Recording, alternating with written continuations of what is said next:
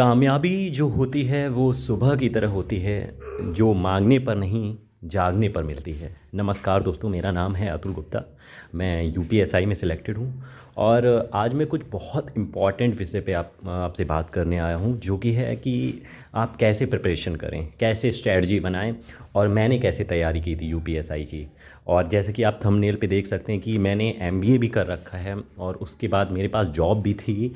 After that मैंने UPSI का ही रास्ता क्यों चुना। तो सबसे पहले मैं अपने बारे में बता देता हूँ। आप लोगों ने मेरी पहली भी वीडियोस देखी होंगी जिसमें मैं यूपीएसआई की अपडेट देता रहता था। पर आज जो ये अपडेट है वो यूपीएसआई वालों के लिए भी है जो सिलेक्ट हो चुके हैं। वैसे उनके लिए इतनी ज़्यादा नहीं होगी क्योंकि उनकी एक अपनी कहानी होगी, पर उन लोगों के लिए भी है जो इस चीज़ की तैयारी आगे कर रहे हैं, यूपीएसआई में सिलेक्ट होना चाहते हैं आगे वाली वैकेंसीज़ में, या फिर यूपी कांस्टेबल की तैयारी कर रहे हैं, या फिर किसी भी वन डे एग्ज़ाम की तैयारी कर रहे हैं। मैं उनके लिए हो सकता है एक छोटी सी हेल्प कर पाऊँ। अगर आपको लगता है तो प्लीज़ इस ऑडियो को सुन सकते हैं आप लोग, राइट। तो सबसे पहले मैं अपने बारे में बताता हूँ। मेरा नाम अतुल गुप्ता है और मैंने 2011 में सीबीएसई बोर्ड से 10th किया है और मेरा आईसीएसई बोर्ड से 12th रहा हुआ है।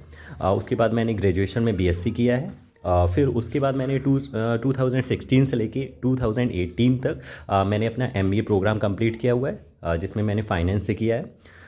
उसके बाद मेरी जॉब लग गई थी 2018 में। मैं रिलेशनशिप मैनेजर में एचडीएफसी बैंक में मैंने काम किया है। तो बट क्या था कि लाइफ में जो आप चाहते हैं वो कहीं ना कहीं आपके बैक ऑफ द माइंड चलता रहता है, कि सोच रहे हैं कि यार मुझे ये करना था, but why I am here. तो जब मैं एचडीएफसी बैंक में जॉब कर रहा था तो एक बैक ऑफ द माइंड मेरी यही चलता रहता था, यार तेरा जो टारगेट था वो तो गवर्नमेंट जॉब था अल्टीमेट। तो मैं ये नहीं कहूँगा कि मेरा target was UPSI, my target was ultimate to get the government job, right. तो गवर्नमेंट जॉब पाना मेरा एक टारगेट था, उसी के पीछे मैं पड़ा रहा हर दिन। कहीं ना कहीं इतनी मेहनत करने के बावजूद भी मैं थोड़ा थोड़ा पढ़ता रहता था। और पहली बात तो यार ये है कि हम दो भाई हैं। मेरा एक छोटा भाई है, वो अभी फ़िलहाल इंडियन एयरफोर्स में है। तो जब मैं एचडीएफसी बैंक में था तब वो लगा नहीं था। तो मेरा भी एक ड्रीम था कि यार मुझे एयरफोर्स में जाना है। तो मैंने कुछ भी कहो, मैंने ये ड्रीम उसको परस्यू करवाया कि आप एयरफोर्स में जाइए, it's a very good job, reputed job है और अच्छा देश की सेवा करिए। तो वो पढ़ने में ब्रिलियंट था, तो मैंने उसकी भी हेल्प की। और मैंने फिर थोड़े 6 से 7 महीने जॉब करने के बाद एचडीएफसी में मैंने उस जॉब को स्विच किया। मैंने एक दूसरी कंपनी बायजूस में काम किया। और उसके बाद भी ये लगता रहा यार कि कहीं मैं पिछड़ रहा हूँ, उन बच्चों से पिछड़ रहा हूँ जो अभी भी गवर्नमेंट जॉब की तैयारी कर रहे हैं। हर दिन मैं पढ़ता रहता था, कहीं मैथ्स लगाता रहता था, कहीं जीएस पढ़ता रहता था। पर जब यूपीएसआई का फॉर्म आया तो I was very serious about that. मैंने कहा यार this would be last chance, because यार एक एज होती है जहाँ पर आपको दो चीज़ों में से एक चीज़ चुनना पड़ता है, क्योंकि वो आपका फर्स्ट एंड लास्ट हो सकता है, उसके बाद हो सकता है अपॉर्चुनिटीज़ ना आए। तो मैंने यूपीएसआई को चुना और बाकी जितनी भी अपनी जॉब थी उसको एक साइड रखा। मैंने कहा अब मैं सीरियस प्रिपरेशन करूँगा। फॉर्म फिल करने के बाद मैं डट गया। मैंने कहा यार अब फर्स्ट एंड लास्ट होगा, अगर ये वाली जॉब मेरी नहीं लगती है तो I want try in any of the job in future. कभी भी मैं ट्राई नहीं करूँगा। तो मैं लग गया। मैंने दिन रात जितनी भी मेहनत, मेरा जितना भी स्टेमिना था, मैंने अपना यूज़ किया उस पढ़ाई में। और आप बिलीव नहीं मानोगे, ये जितने भी यूपीएसआई वाले सुन रहे हैं, जो लोग सिलेक्टेड हैं, वो इस चीज़ को अपने से मैच करके देख सकते हैं कि जब हमारा डेट कंफर्म हो गया था कि इतने इतने तारीख को हमारा एग्ज़ाम है, उससे 1 महीना पहले जो शायद हम लोगों को जो नींद से प्यार था वो बिल्कुल टूट गया था। शायद नींद आती ही नहीं थी। 4-4 घंटे सो के ये लगता था कि यार बहुत ज़्यादा सो लिया है, पढ़ाई करनी है। तो 20-20 घंटे भी पढ़ाई ऐसा लगता था बहुत कम रह गई है। बार बार उसी चीज़ को रिवाइज़ करना, जो चीज़ हम लोगों को ऑलरेडी पता थी उसको भी पढ़ना, मतलब कोई भी गलती का एक भी हम लोग दायरा छोड़ना नहीं चाहते थे। उस तरह से मैंने अपनी तैयारी की। और अगर मैं अपनी स्ट्रेटजी की बताऊं तो यार देखो, जहाँ तक मैं बिलीव करता हूँ कि जो भी बंदा वन डे एग्ज़ाम की तैयारी कर रहा है, उसकी अपनी खुद की स्ट्रेटजी होती है और दूसरों की स्ट्रेटजी से वो कुछ तिनके उठा सकता है। पूरी की पूरी स्ट्रेटजी मुझे नहीं लगता है कोई किसी की भी फॉलो कर सकता है। मुझसे नहीं हुआ। मैंने बहुत लोगों की स्ट्रेटजी कॉपी करने की कोशिश की, पर मुझसे नहीं हुआ। तो मुझे लगता है कि एक जो भी बंदा एक एस्पिरेंट होता है उससे दूसरों की कॉपी नहीं की जा सकती है, क्योंकि ये चीज़ शायद टफ हो जाती है। सबका एक अपना अपना एक जोन होता है, एक एक क्या कह सकते हैं, एक मोनोपोली होती है सबकी अपनी अपनी, उस चीज़ में वो परफेक्ट होते हैं। तो मेरा क्या था, मैंने नोट्स बनाए, मुझे नोट्स बनाने का इतना ज़्यादा शौक था नहीं, पर मैं शॉर्ट नोट बनाता था, बस उसी किताब में लिखता रहता था। मैंने महेश कुमार वर्डवाल की एक एनसीईआरटी की जो बुक होती है उसी से मैंने पढ़ाई की थी, मतलब एनसीईआरटी की सारी बुक्स पढ़ी थी। जो मुझे जीएस का ही ज़्यादा शौक था, मैं क्योंकि मैं यूपी पीसीएस की भी तैयारी करता था, तो मैं जीएस पे ज़्यादा फोकस रखता था अपना। तो और मैथ्स मेरी थी अच्छी। यार देखो, मेरी स्ट्रैटेजी थोड़ी बेकार हो सकती है शायद, मैंने रीजनिंग को कभी हाथ नहीं लगाया, क्योंकि मैं ऐसा सोचता था कि यार जो मैथ्स कर सकते हैं वो शायद बाय डिफ़ॉल्ट रीजनिंग कर ही सकते हैं, क्योंकि ये एक तार्किक शक्ति होती है जो आप में डेवलप हो जाती है। तो मे बी मैं गलत हो सकता हूँ, पर मैंने रीजनिंग की तैयारी नहीं की। हिंदी में सही था, ओवरऑल एवरेज था, थोड़ा बहुत हिंदी पढ़ता रहता, मगर मेरा जो मेजर फोकस था वो मेरा जीएस की तरफ था। तो इसीलिए मेरे जीएस में जो मार्क्स हैं वो 33 मार्क्स हैं आउट ऑफ 40, और जो मैथ में वो मेरी 39 है आउट ऑफ 40। तो इन्हीं दोनों में मैं फोकस करता था। मैंने जो मैथ्स पढ़ी हुई है वो मतलब मैंने अभिनय मैथ्स से पढ़ी है, जो अभिनय सर पढ़ाते सिर्फ उन्हीं की देखी है। और मैं आपको ये भी बताऊंगा, अगर आप यूट्यूब का सोर्स फॉलो करते हैं तो यार एक पे आप स्टक रहिएगा, आप 10 सोर्स मत बदलिएगा। क्योंकि देखिए, आप जब जीएस पढ़ते हैं या मैथ्स पढ़ते हैं तो यूट्यूब क्या है कि आपको इन्फॉर्मेशन तो देता ही देता है, उसके साथ साथ आपको आवाज़ देता है। और अगर आपके 10 यूट्यूबर्स की आवाज़ आपके कान में गूंजेगी तो लिटरली कुछ समझ में नहीं आएगा। इम्पॉर्टेंट होता है लिसनिंग स्किल। तो आप किसी एक बंदे को उठा लीजिए कि हाँ मुझे इससे ही पढ़ना है, फिर आपको अपना माइंड भटकाना नहीं है इधर उधर, उसी को सुनना है। मैंने ये तक हुआ है यार, मैं जब सोता था तो मैं ये सोचता था कि जब तक नींद नहीं आ जाती है तब तक मैं इस चीज़ को यूटिलाइज़ कर लेता हूँ। लेटा लेटा ईयरफोन लगा लेता था, जीएस की क्लास स्टार्ट कर लेता था और बस सुनना स्टार्ट कर देता था। पता नहीं चलता था कब कौन से क्वेश्चन पे मुझे नींद आ गई। तो इतना भी टाइम नहीं मैं वेस्ट करता था यार। अब दूसरों की नहीं पता है, पर हाँ ये बहुत लोगों के साथ ऐसा होता होगा कि उन्हें लगता होगा कि यार जब तक नींद नहीं आ रही है, इस नींद का भी जो नहीं आ रही उसको भी यूटिलाइज़ कर लेते हैं। तो यार देखो, सफलता का कोई शॉर्टकट नहीं होता है, लिटरली आपको मेहनत करनी पड़ेगी। और जब आप सफल हो जाओगे तो आपको लगेगा कि यस मैंने मेहनत की थी। कोई तुक्का से पास नहीं होता है यार, कोई पास नहीं होता ऐसे कि उसे लगता था अरे मैंने तो एग्ज़ाम क्वालिफाई कर लिया, ऐसा नहीं होता है। उनकी जो मेहनत होती है वो उनको ही पता होती है, दूसरों को नहीं पता, उनके पेरेंट्स को पता होती है। और इस चीज़ में पेरेंट्स का बहुत बड़ा सपोर्ट होता है, जो दिन रात आप पर भरोसा करते हैं, आपको घर बैठ के टाइम पर खाना खिलाते हैं। जो कोई काम होता है वो अपने ऊपर ले लेते हैं, आपको काम नहीं करने देते हैं। तो पेरेंट्स का भी जो रोल है बहुत बहुत इंपॉर्टेंट रहता है। तो मेरी यूपीएसआई की जर्नी यही रही। और रिएक्शन मैं आपको एक छोटे से 2 मिनट के शब्दों में और बता देता हूँ कि कैसा रिएक्शन रहा होगा। कि मैं I was in Banaras with my brother, अपने भाई के साथ मैं बनारस था। तो वहाँ से लौट के आया जब मैं घर पे, तो उसी दिन मैंने टेलीग्राम पे देखा कि रिज़ल्ट आ चुका है, पीडीएफ आ चुकी है यार। तो यार मैंने क्या किया, मैंने डाउनलोड किया, मैंने अपना नाम डाला, अरे सॉरी रोल नंबर उसमें डाला SICUP करके।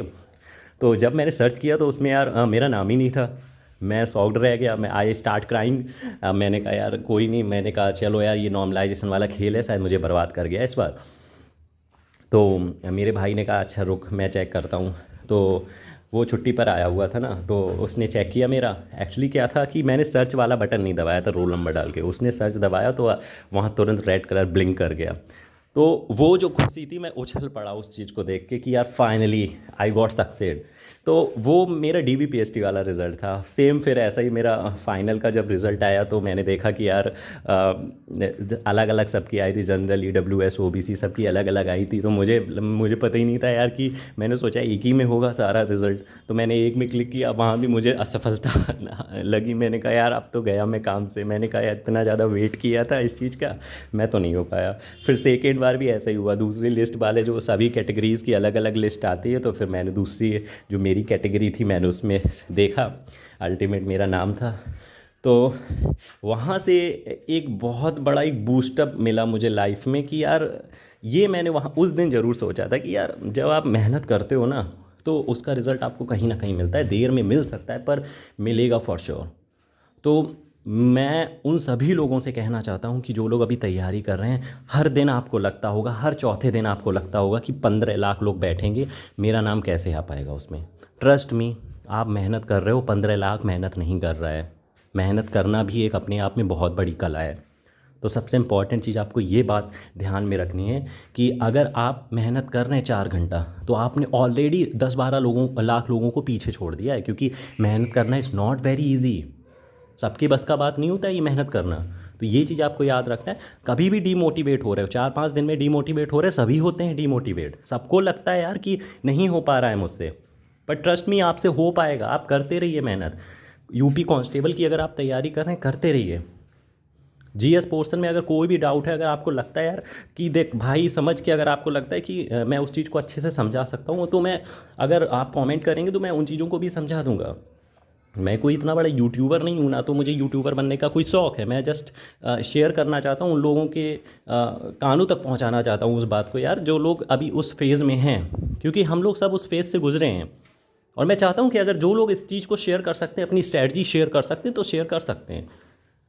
हर दिन ये सोचो कि टाइम नहीं मैटर करता है कि आप कितने घंटे पढ़ रहे हैं, मैटर ये करता है कि आप उस समय आपका मन लग रहा है। आप क्रिकेट खेलने जाते हैं तो जाइए, आप मोबाइल ऑन करिए, कोई वीडियो डाउनलोड कर लीजिए जीएस की, वहाँ स्टार्ट कर दीजिए। मैं ऐसा करता था।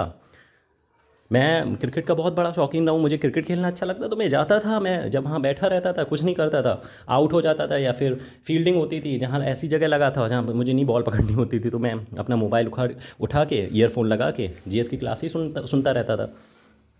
यूटिलाइज़ करना पड़ेगा ना। कभी किसी ने कोई शब्द बोल दिया तो मैं गूगल निकाल के गूगल करने लगता था उसको यार, कि यार ये चीज़ मुझे आ नहीं रही यार, ये शब्द इसने बोला। अचानक से ये चीज़ स्ट्राइक करने लगती है, तो ये आदत बनाओ आप अपने अंदर कि अगर कोई शब्द बोला गया है, टीवी देख रहे हो, अचानक देखते ही देखते कोई चीज़ याद आ जाए, सर्च करो उसको। और ये लिटरली ये चीज़ें काम आती हैं। पढ़ाई करने का मतलब यही नहीं है कि आप गो थ्रू द सिलेबस को ही पूरा रट डालो।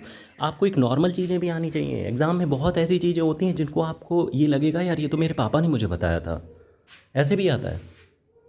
सिलेबस कंप्लीट करो। और यूपी कांस्टेबल की तैयारी करने वाले सभी से मेरी रिक्वेस्ट है कि जीएस को बहुत मतलब एक सीरियस टॉपिक के रूप में आप देखिए, because it's not a very light subject. और जीएस को अगर आप अच्छा कर लेंगे, टू बी वेरी ऑनेस्ट, आप पहले से ही जो इस कंपटीशन के दौर में बहुत आगे निकल जाएंगे। क्योंकि मैंने इस चीज़ को एहसास किया है। मैं जीएस पे ही ज़्यादा फोकस करता था, और आप अगर मैं यहाँ सिलेक्ट हूँ यूपीएसआई में just because of my GS portion, सच मैं कह रहा हूँ। तो यही मैं आपको समझाना चाहता था। आज मेरे मन में आया कि इस चीज़ पे एक वीडियो बनानी चाहिए। इतनी लेंदी वीडियो हो चुकी है, मुझे नहीं पता कितने लोग इसको पूरा देखेंगे, बट ट्रस्ट मी, जितने भी लोग इस फेज़ में गुजर रहे हैं, इस फेज़ को फेस कर रहे हैं यार, तो वो लोग समझ पाएंगे कि हाँ ये चीज़ लिटरली वो अपने से कनेक्ट करके देख पाएंगे कि हाँ हर दिन प्रॉब्लम आती है, हर दिन ये लगता है कि नहीं हो पाएगा, हर दिन ये लगता है कि यार इस बार तो बहुत सारा कंपटीशन होगा, इस बार तो बहुत लोग तैयारी कर रहे होंगे। आप अगर 4 या 3-4 घंटे पढ़ रहे हैं तो आप हैं अंदर, कंपटीशन को आपने जीत दिया है। तो इस चीज़ को आप याद रखिएगा। तो बस मुझे इतना ही समझाना था। अगर आपको कोई भी कमेंट करना हो, अच्छा या बुरा, बिकॉज बुरे कमेंट करने वाले भी बहुत लोग मिलते हैं, तो जितना भी जो भी आपको कमेंट करना है, आप you can definitely comment in the comment box. तो मुझे भी पता चलेगा यार आपने हमारी आवाज़ को सुना, आपकी हमारी बात को सुना, और क्या आप इसको खुद से रिलेट कर पा रहे हैं। तो यही मुझको कहना था। ऑल राइट, आगे और भी मैं अपनी इस यूपीएसआई की जर्नी से रिलेटेड एक स्टोरी और डालूँगा, जो कि अभी इतनी जल्दी नहीं ख़त्म हो जाती स्टोरी, बट हाँ स्टोरी थोड़ी लंबी है। बट वीडियो लंबा होता है तो उसकी थोड़ी टेंशन होती है यार, कि यार वीडियो बहुत ज़्यादा लंबा हो रहा है। तो अभी के लिए इतना ही। तो मिलते हैं नेक्स्ट वीडियो में कुछ नेक्स्ट नॉलेज की बातें लाके। तो अभी तक के फ़िलहाल इतना ही। Okay, bye bye, take care and जय हिंद।